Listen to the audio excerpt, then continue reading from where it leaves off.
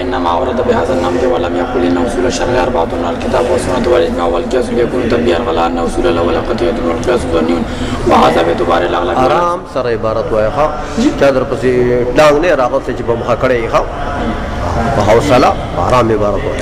وهذا باعتبار الأغلب والأكثر، وإلا فالعام المخصوص منه البعض، وخبر الواحد ظني، والقياس بعلة منسوسة قطعي، ولأنه لما قال والأصل كان ردا على منكر القياس قصدا صريحا، ولما قال الراجع كان دالا على أن مرتبته بعض الأصول الثلاثة، فما دام كان الحكم موجودا في واحد من الثلاثة لم يحتج إلى القياس، ثم لا بأس أن يكون هذه الأصول فروعا لشيء آخر. أن يكون هذه الأصول فروعا لشيء آخر، لأنها كلها أصول بالنسبة إلى الحكم، فالكتاب والسنة فرع للتصديق بالله ورسوله، والإجماع فرع للداعي، والقياس فرع للثلاثة. ووجه الحصر في هذه الأربعة أن المستدل لا يخلو إما أن يتمسك بالوحي أو غيره، والوحي إما مدلول وهو الكتاب أو غيره، وهو السنة وغير الوحي إن كان قول كل فالإجماع، وإلا وغير الوحي وغير الوحي إن كان قول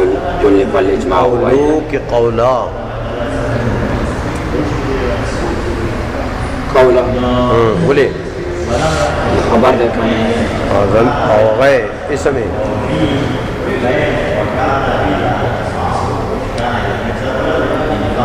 مکان اسم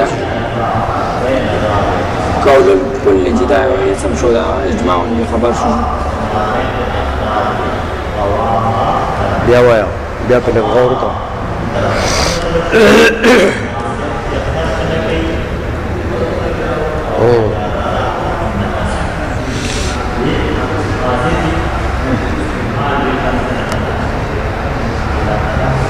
نیلو شاہ ته هم ترکیب نه کړی که نه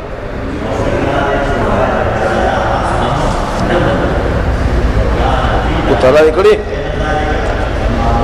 داسې د کور نه راغلی او نیغ پې ورسم شوی کړی ده او دا بیا ولې نه دومره ډنګر خو نه ده.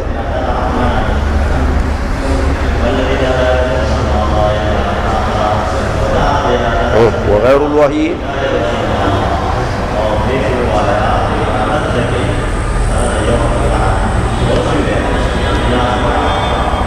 ذوالفقار کیا واقع ہے یہ ترکیب میں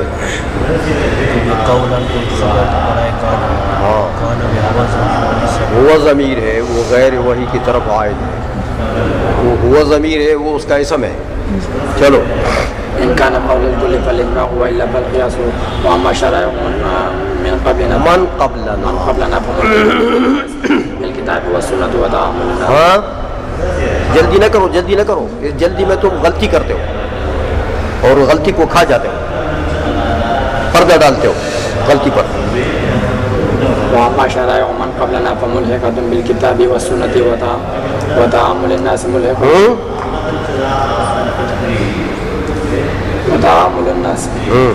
ملحق بالإجماع، وقول الصحابي فيما يقال ملحق بالقياس، وفيما لا يقال ملحق بالسنة، والاستحسان ونحوه ملحق بالقياس. اچھا حوصلے سے آرام سے عبارت پڑھا کرو تاکہ کچھ پتہ تو لگے تمہاری غلطیوں کا. تم غلطیوں پر پردہ ڈالتے ہو جلدی پڑھنے میں، ایسا نہیں چھوڑوں گا. اچھا اب یہ ایک اعتراض ہے اس کا جواب دیتے ہیں. وَإِنَّمَا أَوْرَدَ بِهَذَا النَّمْطِ وَلَمْ يَقُلْ إِنَّ أُصُولَ الشَّرْعِ أَرْبَعَةٌ الْكِتَابُ وَالسُّنَّةُ وَالْإِجْمَاعُ وَالْقِيَاسُ. یہ سوال ہوتا ہے کہ بھائی باقی اصول فقہ کی کتابوں میں تو یہاں پر عبارت ایسی ہے کہ ان اصول الفقہ یا اصول الشرع اربعۃ، تو پھر اربعہ کی تفسیر انہوں نے کر دی کتاب سنت اجماع قیاس. تو انہوں نے یہ کہا کہ اصول شرع کیا ہیں؟ اربعہ. انہوں نے کیا کہا کہ اصول الشرع ثلاثۃ، والاصل الرابع القیاس. تو یہ جو باقی اصولیین ہیں ان کے ساتھ انہوں نے مخالفت کر دی عبارت میں. یہ مخالفت کیوں کی؟ اس مخالفت کے لیے عمدہ آدمی کسی کی کوئی مخالفت کرے تو اس کے لیے کوئی نہ کوئی نکتہ ہوتا ہے. تو اس مخالفت کے لیے کیا نکتہ ہے؟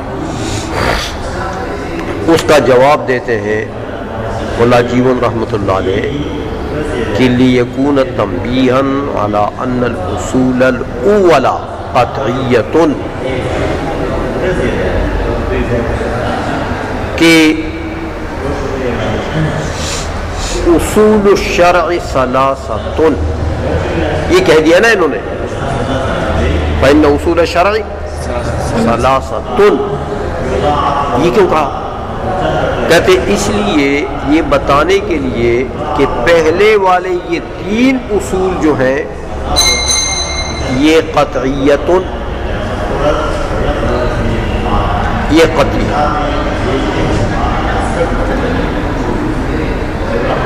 اور آگے کا والاصل الرابع القیاس، اس کو جدا ذکر کر دیا یہ بتانے کے لیے کہ القیاس ظنی، تو ظنی کو قطعیات سے صاحب منار نے جدا کر دیا. اور دوسرے اصولیین نے یہ کام نہیں کیا، انہوں نے ظنی اور قطعی سب کو ملا کر اکٹھا ذکر کر دیا. لہذا صاحب منار کی یہ عبارت جو ہے یہ اولا ہے بنسبت دوسرے اصولیین کی. سمجھ میں آ گئی ہے؟ اب اس پر اعتراض ہوتا ہے کہ بھائی ایسا تو نہیں ہے. دیکھو قرآن عظیم میں اور احادیث میں عام مخصوص البعض ہے کہ نہیں ہے؟ عام مخصوص البعض، تو چاہے عام مخصوص البعض قرآن کا ہے چاہے عام مخصوص البعض حدیث کا ہے، وہ ظنی نہیں ہے. تو تم کیسے کہتے ہو کہ بھئی کتاب اللہ اور سنت اور اجماع یہ تینوں قطعی، ان میں تو ظنیات بھی ہیں. اسی طرح والخبر الواحد ظنی، احادیث میں خبر واحد نہیں، اکثریت تو اخبار احاد کی ہے احادیث کی، وہ تو ظنی ہے. تو تم کیسے کہتے ہو کہ سنت جو ہے وہ قطعی ہے؟ سمجھ میں آ گئی ہے؟ اچھا، ایک باقی تم نے یہ کہا کہ بھائی قیاس کو اس لیے جدا کر دیا کہ قیاس ظنی ہے، تو ہر قیاس تو ظنی نہیں ہے. قیاس میں جو علت ہوتی ہے، علت مشترکہ مقیس اور مقیس علیہ کے درمیان میں، وہ علت اگر قطعی ہو، وہ علت اگر قطعی ہو تو پھر قیاس بھی قطعی ہوتا ہے. تو ہر قیاس تو ظنی نہیں ہوتا. تو تمہارا یہ کہنا کہ قیاس ظنی ہے، ہاں یہ بات تو ٹھیک نہیں ہے. تو مطلب یہ ہے کہ تین پہلوؤں کو قطعی کہنا بھی ٹھیک نہیں ہے، ان میں ظنیات بھی ہیں. چوتھے کو ظنی کہنا بھی علی الاطلاق ٹھیک ہو نہیں ہے، کیونکہ ان میں قطعیات بھی ہیں. تو یہ حکم جو تم نے وجہ بیان کی ہے، یہ تو صاحب منار کی اگر یہ وجہ ہے تو یہ تو صحیح. اس کا جواب دیتے ہیں کہ وَهَذَا بِاعْتِبَارِ الْأَغْلَبِ وَالْأَكْثَرِ، کہ یہ جو ہم نے کہہ دیا کہ بھائی صاحب منار کے نزدیک پہلے تین قطعی ہے، قیاس ظنی ہے، وہ اکثر اغلب کے اعتبار سے ہے.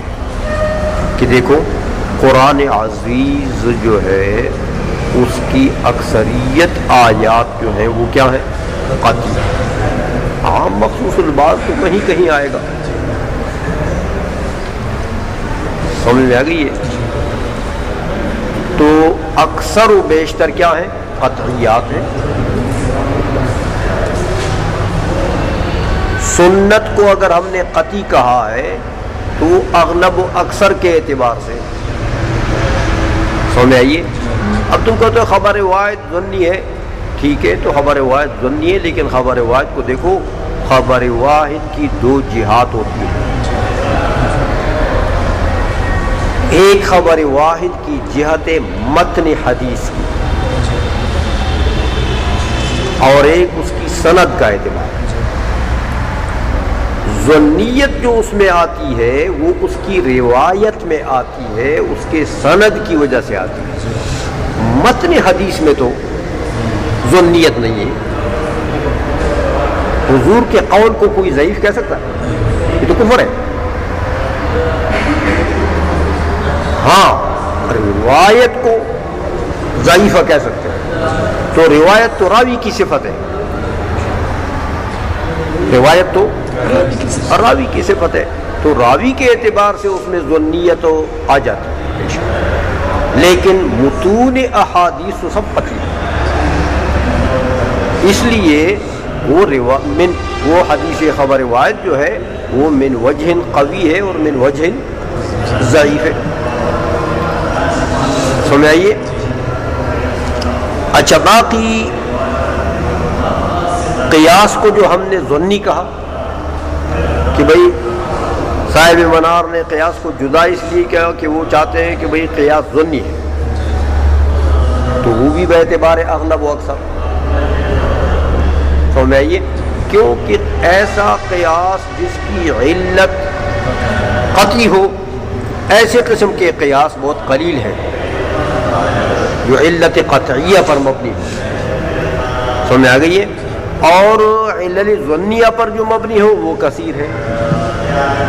تو قیاس کو بھی جو ظنی کہا گیا ہے وہ بھی باعتبار اکثر و اغلب کے اعتبار سے، اس کے اکثر افراد جو ہیں وہ ظنی ہے. آئی سمجھ میں کہ نہیں سمجھ آئی؟ تو ایک وجہ تو یہ ہو گئی. دوسری وجہ کہتے ہیں کہ یہاں پر صاحب منار کا ایک اور مقصد بھی ہے، وہ یہ کہ وَلِأَنَّهُ لَمَّا قَالَ وَالْأَصْلُ الرَّابِعُ الْقِيَاسُ، یہ جو عبارت اس نے کہی، اس عبارت سے منکرین قیاس کے اوپر صراحتاً رد کرنا چاہتے ہیں.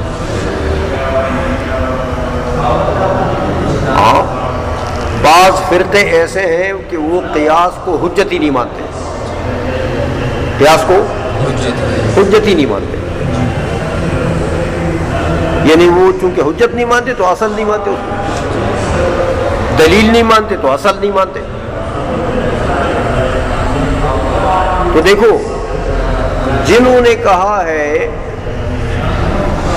کہ اصول الشرع اربعۃ اور پھر قیاس کا ذکر کر دیا اس میں، اس کلام سے بھی منکرین قیاس کا رد ہو گیا، رد ہو گیا. لیکن وہ رد کیسے ہو گیا؟ ضمن میں ہو گیا، کیونکہ سب کے ضمن میں قیاس بھی آ گیا، تو قیاس کو بھی اصل کہہ دیا، تو اس اصل کہنے سے بھی رد ہو گیا. لیکن صراحتاً رد مصائب منار نے والاصل الرابع، قیاس کو مستقل طور پر اصل کہہ دیا، صراحتاً اصل کہہ دیا. تو گویا کہ ان کا رد صریح ہی ہو گیا اس سے. تو اس میں یہ بھی ایک فائدہ ہے اس عبارت میں، صاحب منار کی عبارت میں. سمجھ آئیے؟ وَلِأَنَّهُ لَمَّا قَالَ وَالْأَصْلُ كَانَ رَدًّا عَلَى مُنْكِرِ الْقِيَاسِ قَصْدًا وَصَرِيحًا، قصدًا وصریحًا. اور وہ الاصول جنہوں نے کہا تھا اصول الشرع اربعۃ، وہاں بھی رد ہوا تھا لیکن وہ ضمنی. آئی سمجھ؟ دوسرا اب انہوں نے کہا کہ والاصل الرابع الرابع، یہ جو رابع کا لفظ کہا صاحب منار نے، تو اس سے پتہ لگا کہ وہی قیاس کا مرتبہ جو ہے یہ ان تینوں کے بعد ہے، کیونکہ اس کو رابع کہہ دیا، رابع۔ تو ایک اربعہ ہوتا ہے، ایک رابع ہوتا ہے۔ اربعہ تو چاروں کے مجموعے کو کہتے ہیں، چاروں کے مجموعے کو کہتے ہیں، لیکن رابع کس کو کہتے ہیں؟ ہاں، جو مرتبے میں چوتھے مرتبے پر آ رہا ہے، رابع، رابع اربعۃ، چار کا چوتھا۔ جیسے اہل کتاب کے متعلق اللہ نے قرآن میں کیا فرمایا کہ ان کا عقیدہ ہے ان خبیثوں کا کہ ان اللہ ثالث ثلاثۃ، ثالث ثلاثۃ، تین کا تیسرا۔ تو تین تو مجموعہ ہے ثلاثہ، اور تیسرا ان تینوں میں سے ایک جو تیسرے مرتبے پہ۔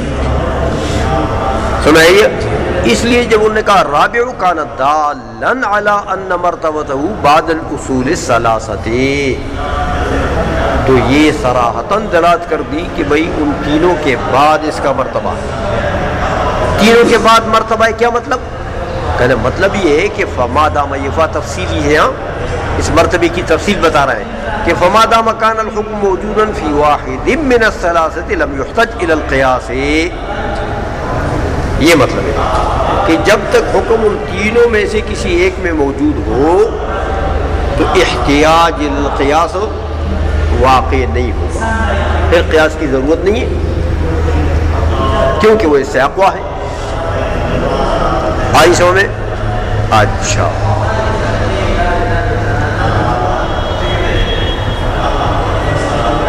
اب ایک اور اعتراض ہوتا ہے ثم لا بأس سے، اس کا جواب دیتا، کہتے میرے بھائی تم نے کہا کہ یہ جو چار ہیں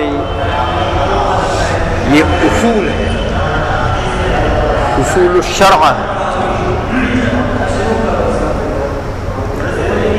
حالانکہ یہ چار تو فروع ہیں۔ یہ چار کیا ہیں؟ یہ تو فروع ہیں۔ دیکھو کتاب اللہ جو ہے یہ فرع ہے کس کا؟ اللہ جل مجدہ کے وجود ماننے کا۔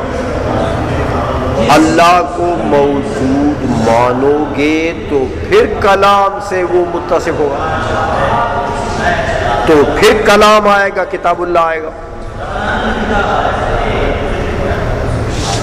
تو کتاب اللہ فرع ہے کس کا؟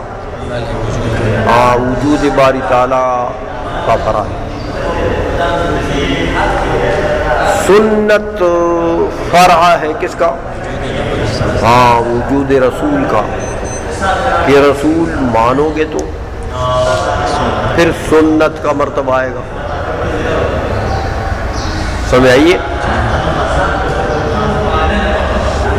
تو یہ کہہ دینا کہ یہ چاروں کیا ہیں، یہ اصول ہیں، سمجھ آئیے؟ علی الاطلاق تو یہ کہنا ٹھیک ہو نہیں ہے۔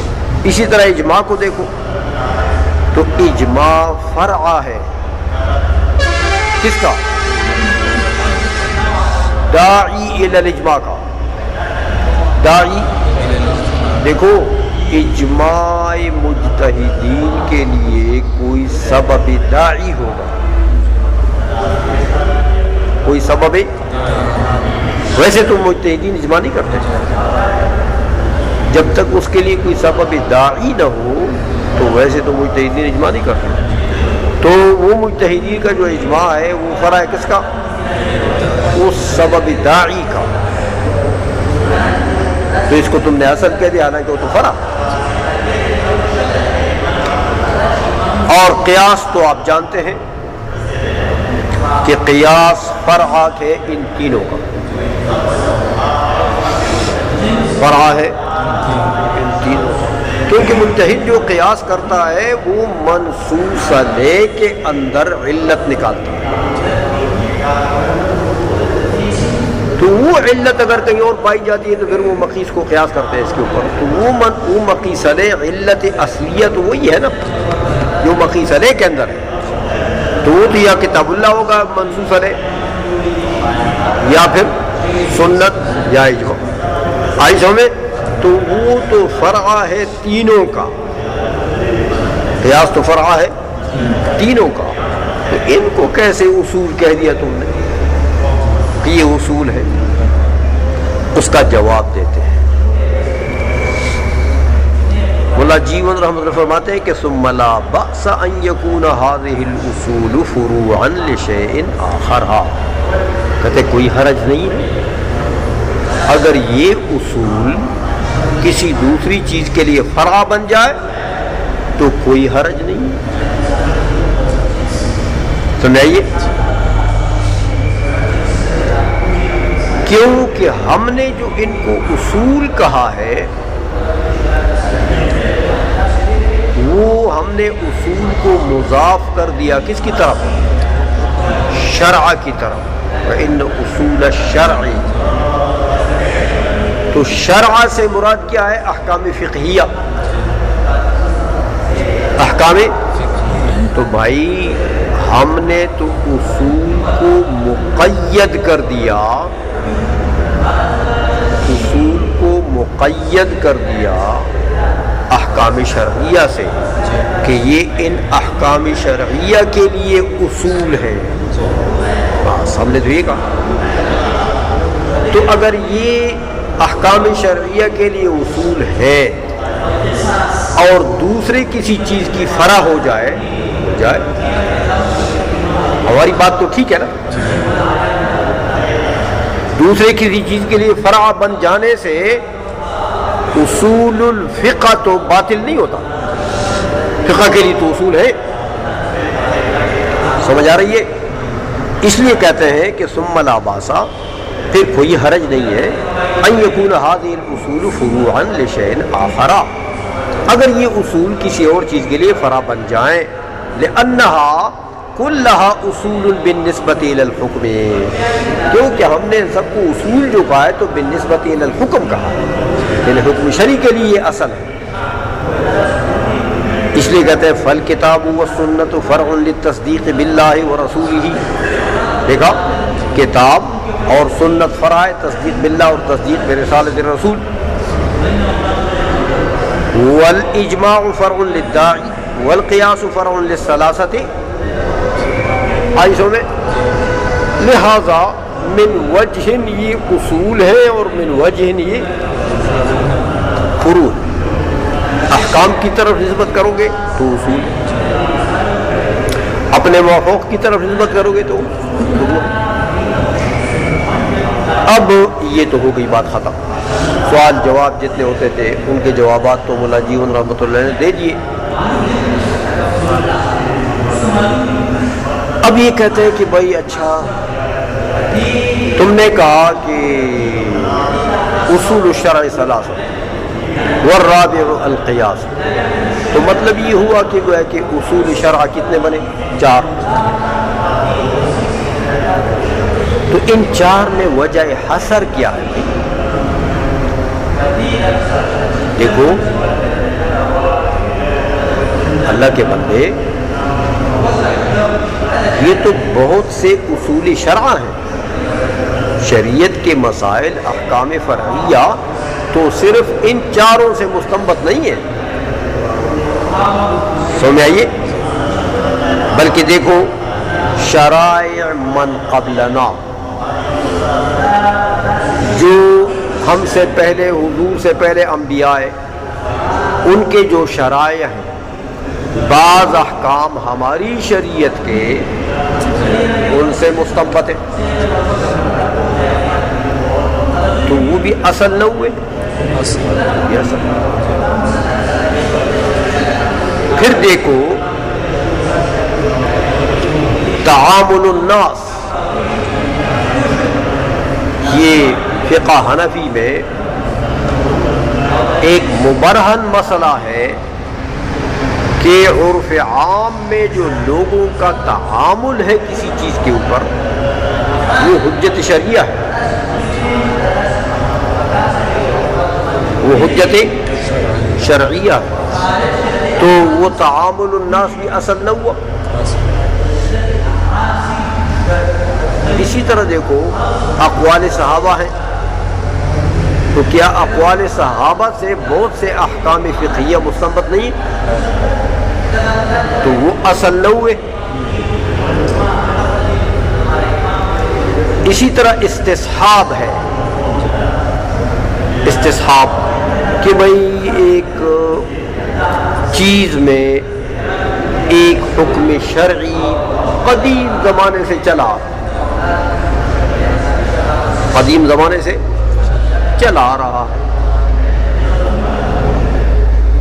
تو اسی کو شریعت نے بھی معتبر کر دیا، شریعت نے بھی اسی کو، تو اسی حکم کو برقرار رکھا، سمجھائیے۔ تو کیا یہ استصحاب اصل نہ ہوا؟ تو میرے بھائی احکام فقہیہ کے لیے تو بہت سے اصول ہیں، تو تمہارا یہ کہنا کہ بس 4 ہیں، یہ کہنا تو ٹھیک ہو نہیں ہے، وہ تو بہت سے اصول ہیں۔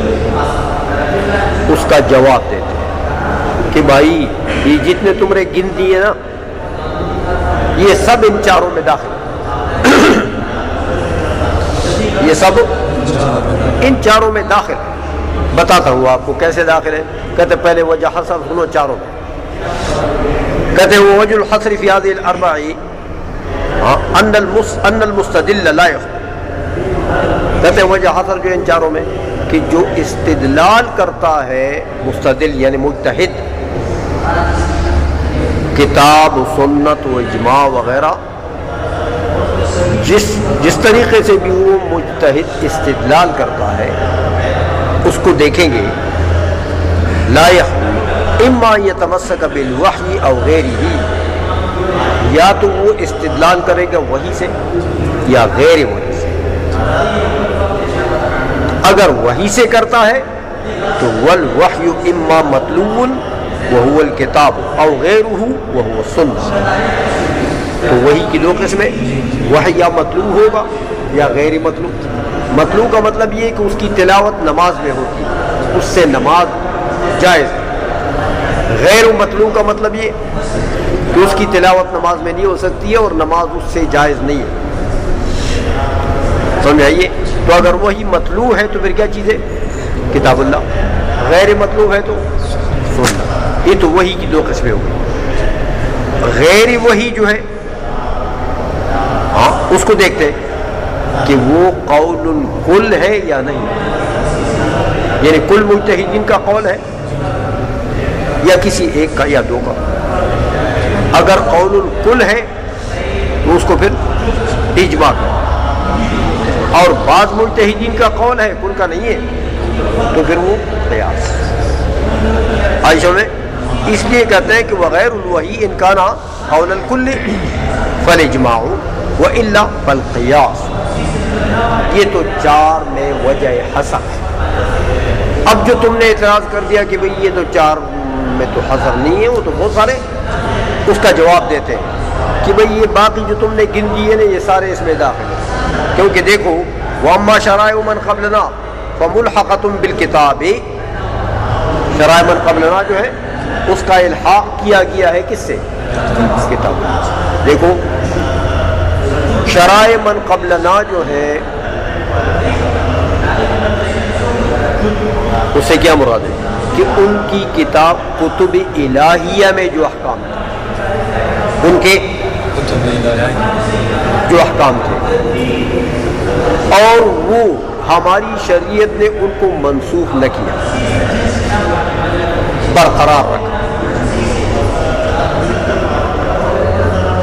اس کو کہتے ہیں کیا؟ شرائع من قبلنا۔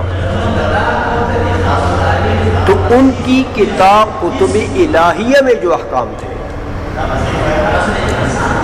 وہ ہماری شریعت نے برقرار رکھا، ان کو منسوخ نہ کیا۔ تو جب کتاب الہی میں تھے تو کتاب ہمارا قرآن بھی کیا ہے؟ کتاب الہی ہے، لہذا وہ شرائع من قبلنا تو ایسے ہوئے جیسے کتاب اللہ میں عائشہ نے۔ اچھا، اس لیے کہتے ہیں کہ اما شرائع من قبلنا فملحقۃ بالکتاب، اس کا الحاق تو کتاب سے ہوا ہے، بالکتاب والسنت، کتابوں بعض کتاب سے بعض سنت سے۔